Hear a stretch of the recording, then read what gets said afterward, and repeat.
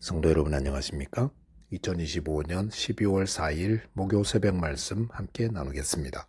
함께 나누실 하나님 말씀은 느헤미야서 12장 27절에서 47절까지입니다. 본문은 예루살렘 성벽 봉헌식에 대한 장면을 기록하고 있습니다. 본문을 통해서 성도는 하나님의 돌보심을 감사해야 함과 기쁨과 자은함으로 하나님을 섬기고 헌신해야 함에 대해서 묵상하겠습니다. 첫째 묵상할 내용은 성도는 하나님의 돌보심을 감사해야 한다는 것입니다. 본문 27절에 보시면 예루살렘 성벽을 봉헌하게 되니 각처에서 레위 사람들을 찾아 예루살렘으로 데려다가 감사하며 노래하며 재금을 치며 비파와 수금을 타며 즐거이 봉헌식을 행하려 하매 라고 하였습니다. 여기 보면 예루살렘 성벽 봉헌식을 거행하게 된 사건을 기록하고 있습니다. 그런데 왜 성벽 봉헌식을 이제서야 하는 것입니까? 그것은 아마도 예루살렘 거민이 너무 적었기 때문에 지금까지 연기되지 않았나 생각합니다. 하지만 느헤미야의 이주 정책의 결과로 많은 사람들이 예루살렘 성 안에 거주하게 되었고 또한 유대 백성들의 영적 상태 또한 잘 준비되었기 때문에 그동안 미루어왔던 성벽 봉헌식을 거행하게 되었다 할 수 있습니다. 그런데 성벽 봉헌식은 얼마나 화려하고 아름답게 준비되고 있습니까? 본문 27절에 보시면 이를 위해 각처에서 레위 사람들을 찾아 데려와 감사하며 노래하며 악기를 연주하며 즐거이 봉헌식을 행하겠다고 하였습니다. 이것은 처음 느헤미야가 무너진 성벽 소식을 들었을 때의 모습과 얼마나 대조됩니까? 느헤미야가 파사에 있을 때에 그의 형제 하나니로부터 예루살렘 성벽은 무너졌고 성문은 불탔다는 소식을 들었을 때에, 그리고 예루살렘으로 와서 그 모습을 직접 보았을 때에 그의 마음은 참담하기 그지없었을 것입니다. 그런데 52일 만에 성벽을 완공하고 이제 성벽 봉헌식을 거행하게 되었으니 느헤미야는 얼마나 감격스러웠겠습니까? 욥기 8장 7절에 보시면 내 시작은 미약하였으나 내 나중은 심히 장대하리라 하였습니다. 성도 여러분, 주님을 믿고 따를 때 모든 것이 불타고 무너져 참담하기 그지없더라도 주 안에 있으면 소망이 있습니다. 그러므로 소망의 주님을 의지하여 믿음으로 행하면 느헤미야와 같이 하나님을 찬송하며 감사하게 될 것입니다. 본문 31절을 보시면 이에 내가 유다의 방백들을 성벽 위에 오르게 하고 또 감사 찬송하는 자의 큰 무리를 둘로 나누어 성벽 위로 대오를 지어 가게 하였는데 한 무리는 오른쪽으로 분문을 향하여 가게 하니라고 하였습니다. 성벽 봉헌식을 위해 느헤미야는 큰 무리를 둘로 나뉘었습니다. 그리고 각각 성벽 위로 대오를 지어 가게 했는데 한 무리는 학사 에스라가 이끌며 오른쪽으로 분문을 향하여 돌게 하였고 또 다른 무리는 느헤미야가 이끌어 왼쪽으로 돌며 나아가게 하였습니다. 이 두 그룹이 성벽 위를 돌며 행한 것은 감사 찬송하는 일이었습니다. 그것은 예루살렘 성벽을 재건하게 하신 분이 하나님이시며 또한 우리 인생의 참된 도움과 보호 역시 하나님께로부터 비롯됨을 느헤미야와 온 백성들이 고백하고 있었던 것입니다. 시편 127편 1절에 보시면 여호와께서 집을 세우지 아니하시면 세우는 자의 수고가 헛되며 여호와께서 성을 지키지 아니하시면 파수꾼의 깨어있음이 헛되도다라고 하였습니다. 자, 그런데 느헤미야는 성벽 봉헌식을 행하며 얼마나 많은 사람들을 불러 참여케 하고 있습니까?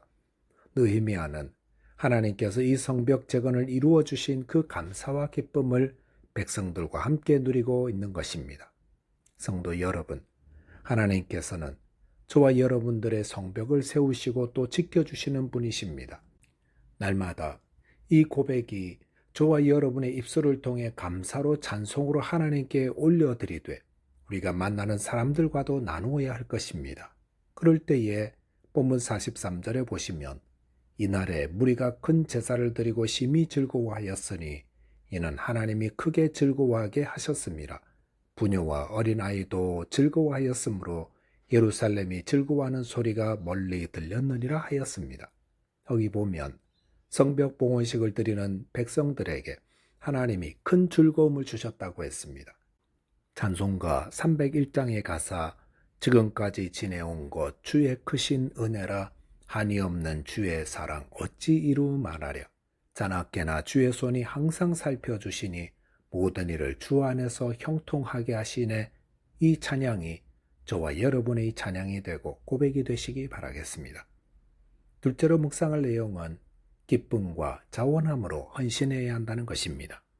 본문 44절에 보시면 그날에 사람을 세워 곡간을 맡기고 제사장들과 레위 사람들에게 돌릴 것 곧 율법에 정한 대로 거제물과 처음 익은 것과 11조를 모든 성읍밭에서 거두어 이 곡간에 쌓게 하였노니 이는 유다 사람이 섬기는 제사장들과 레위 사람들로 말미암아 즐거워하기 때문이라 하였습니다. 예루살렘 성벽 복원식을 거행하며 큰 기쁨을 누린 유다 백성들은 그날 사람을 세워 곡간을 맡겼습니다. 성벽 봉헌식 후 백성들은 왜 곡간을 맡길 사람을 세운 것입니까? 그것은 율법이 정한 대로 백성들이 드리는 예물과 처음 익은 것과 11조를 거두어 두었다가 성전을 섬기는 제사장들과 레위인들에게 제공하기 위해서였습니다. 신명기 18장에 보시면 하나님은 이스라엘 모든 지파들에게는 땅을 주셔서 먹고 살게 하셨지만 레위 지파에게는 주지 않으셨습니다. 그 이유는 레위 지파들은 하나님의 성전과 또 백성들의 신앙을 지도하게 하기 위해서였습니다. 즉 레위인들이 행하는 일들은 생업에 종사하며 할 수 없는 일이었기 때문에 백성들이 하나님께 드리는 예물과 처음 익은 것과 11조를 거두어 이들의 생계를 이어가게 하셨던 것입니다. 이런 일들은 모두 자발적인 헌신으로 되어지는 것이었습니다. 그 말은 백성들이 하나님을 멀리하고 말씀을 따르지 않을 때에 제사장과 레위 사람들에게 제공할 물건들도 부족해지고 그 결과 레위인들은 생계를 위해 하나님을 섬기는 일을 떠나게 되므로 이스라엘의 하나님 제사 제도가 소홀하게 되며 백성들의 신앙 지도 역시 약화되는 것이었습니다. 하지만 성벽 봉헌식을 행하면서 이스라엘 백성들은 제사장들과 레위인들의 소중함을 깨달아서 다시금 율법의 말씀대로 행하기로 결단하였던 것입니다. 본문의 내용은 오늘날 바른 헌금 생활에 대한 귀한 가르침을 주고 있습니다. 오늘날 어떤 사람들은 11조 헌금은 구약에 속한 것이기 때문에 신약 성도들은 하지 않아도 된다라고 가르치기도 합니다. 하지만 그것은 바른 가르침이 아닙니다. 마태복음 23장 23절에서 예수님은 당시 종교인들의 외식에 대해 책망하시면서 화 있을진저 외식하는 서기관들과 바리새인들이여 너희가 박하와 회향과 근체의 11조는 들이되 율법의 더 중한 바 정의와 긍휼과 믿음은 버렸도다. 그러나 이것도 행하고 저것도 버리지 말아야 할지니라 라고 하였습니다. 예수님은 서기관과 바리새인들이 집 뒷마당에서 나오는 박하와 회향과 근체, 우리식으로 말하면 깻잎이나 상추잎까지 11조를 드릴 정도로 철저한 11조 생활을 하면서 왜 11조보다 더 중요한 정의와 긍휼과 믿음은 저버리느냐라고 하셨습니다. 그러시면서 이것도 행하고 저것도 버리지 말라 하셨습니다. 그 말은 텃밭에서 나오는 작은 것까지 11조 바치는 그 신앙도 지키고 정의와 긍휼과 믿음 지키는 것도 잘 지키라 하시는 것입니다. 성경이 가르치는 바른 헌금 생활은 11조보다 더 많은 것을 말씀하십니다. 오늘 본문에서도 11조 앞에 거제물과 처음 익은 것들로 하나님께 바치라 했습니다. 초대교회 성도들은 성령의 은혜를 받고서는 각자 자신의 밭과 소유물을 팔아 헌금하였다고 했습니다. 초대교회 성도들은 11조가 아니라 더 많은 것으로 하나님께 드렸습니다. 11조를 드려야 하나 말아야 하나를 가지고 왜 논쟁하겠습니까? 그것은 하나님의 구원의 은혜를 알지 못하기 때문입니다. 성도들은 하나님의 큰 은혜를 받은 자들입니다. 하나님께서 이 죄인들을 구원하기 위해 치르신 값은 억만금이 아니라 그보다 더 크고 존귀하신 하나님의 아들의 피를 흘리게 하신 것입니다. 이처럼 큰 은혜를 받은 성도들은 어떻게 하나님을 섬겨야 하겠습니까? 나의 모든 것을 들여 섬겨도 아깝지 않습니다. 그리고 이렇게 기쁨으로 자원함으로 하나님께 드리고 섬길 때에 하나님이 기쁘게 흠양하시는 예배가 되는 것입니다. 저와 여러분이 하나님께 받은 은혜를 기억하며 기쁨과 자원함으로 헌신하여 주님을 섬기고 주님의 나라를 세워 주님의 기쁨 되시기 바라겠습니다. 기도하겠습니다. 하나님 아버지, 저희에게 베푸신 은혜가 얼마나 크고 놀라운지요. 저희를 주의 자녀 삼으시기 위해 예수 그리스도께서 십자가에서 피를 흘리시고 그 은혜로 저희가 거룩한 주의 자녀가 되었습니다. 또한 지금도 성령을 통해 저희와 동행하시며 지켜주시니 감사합니다. 이 은혜를 기억하며 기쁨과 감사와 자원함으로 주님을 섬기며 헌신하는 자 되게 해 주옵소서. 예수 그리스도 이름으로 기도하옵나이다. 아멘.